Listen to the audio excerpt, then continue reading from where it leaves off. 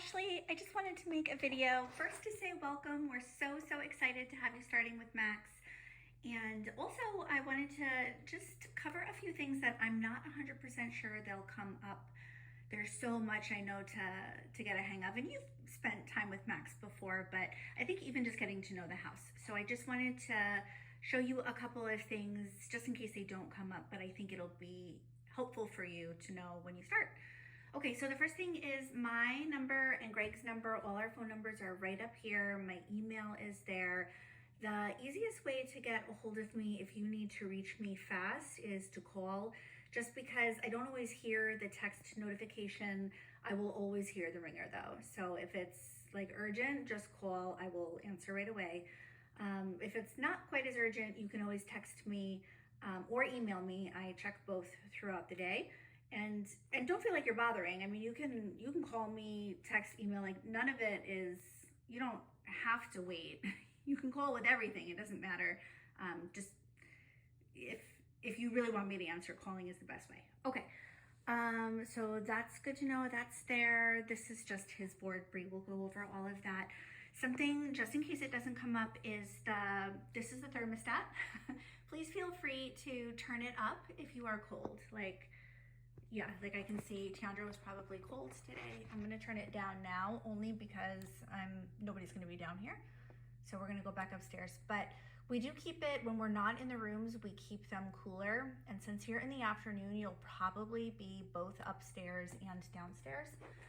So down here should be warm by the time you get here because I'll turn the heat up for Ethan, but upstairs we don't usually heat unless somebody is there. So you're gonna wanna go and turn the heat on up there, and when I walk up there, I will show you where that thermostat is. When it comes to, I'm not sure who's gonna be doing lunch, but just in case he's ever hungry or you do cooking or something with him, out here in the garage, we have a huge freezer. That big white one is a freezer, and there's a freezer and a refrigerator. And then upstairs in the kitchen, obviously a refrigerator, but we also have a mini fridge. So if it's frozen and you can't find what you want up there, it's gonna be down here in one of those.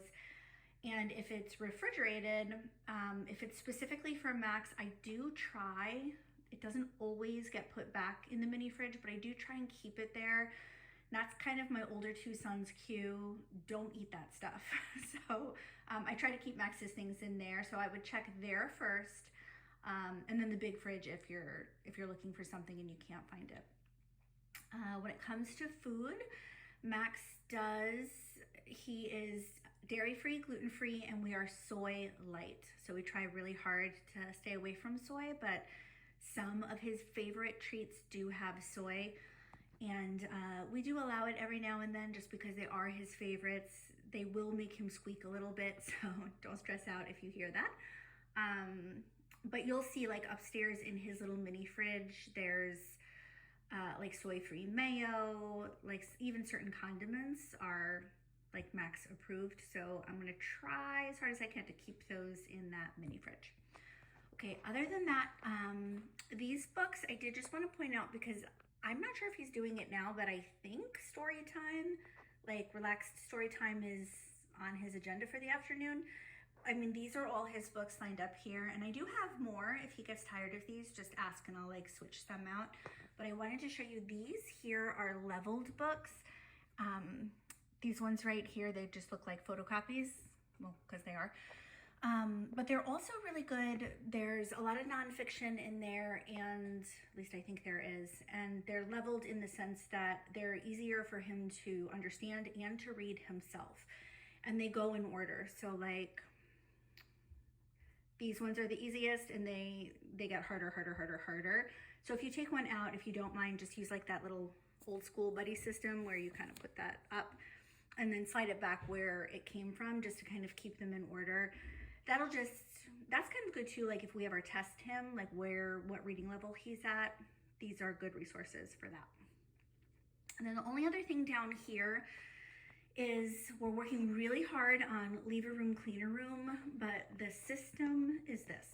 These over here, any of these and any of these, those are the buckets that he transports toys in. So if he goes upstairs or comes back down, he can transport his toys in those. that is all these buckets are used for. These we don't store toys in. And the reason I did that is because I think he was getting confused. He was just throwing random toys in random buckets. So now he knows, and he does need to be reminded. We store our toys in the clear plastic bins. Some of them are labeled. Most of them had labels before. I think he peeled some off, but some of them are labeled. So he stores his toys in here, and he stores his toys in the gray ones, because he's not going to bring the whole gray thing upstairs. And sometimes he'll bring an entire one of these buckets upstairs, and that's fine. But when he cleans up, he just can't mix the toys, because each of these is organized by toy item. So like those are all little dinosaurs, trains are in there. And when you open the buckets, you'll see, like, if you can't see, I don't know if you can see that gray one has a label. If you can't find the label or you don't see it, if you just open it up, you'll know what goes in there.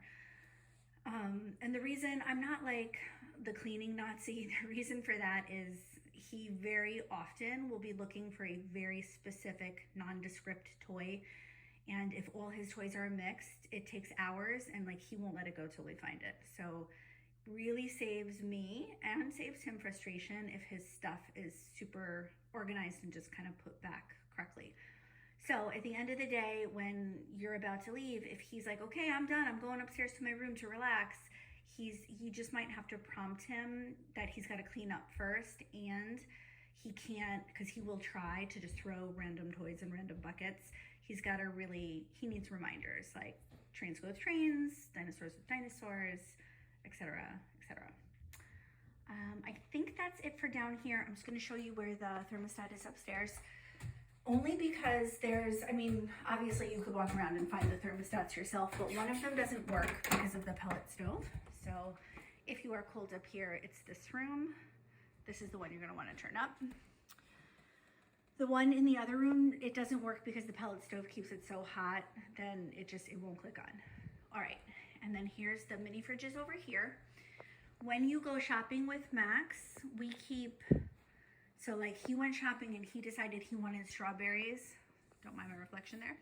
I don't know if you can see. He wanted strawberries and raspberries and carrots for his snacks, so that's in here for him. And then these are the dry snacks that he picks out.